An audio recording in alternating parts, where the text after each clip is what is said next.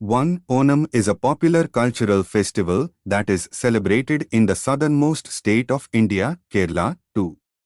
It is usually a 4-day festival that is approved as the official festival of the state by the government of Kerala. 3. Onam is celebrated to commemorate Lord Vishnu and also an incarnation of Lord Vishnu known as Lord Vaman. 4. The festival of Onam consists of delicious food, folk dance, gaming, boating and other celebrations. 5. Onam festival also celebrates the homecoming of King Mahabali. 6. Onam is celebrated in every state in India not just by Malayalis but other people who believe in the significance of the festival. 7.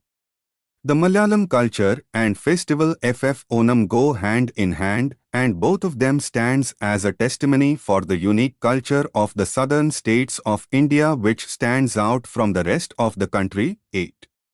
According to the English calendar, Onam is celebrated in the month of August and September. 9. According to the traditional Malayalam calendar, Onam is celebrated in the month of Singham. 10. During the celebration of Onam festival, a huge amount of domestic and foreign tourists gather in the state of Kerala to witness the celebrations across different regions in the state.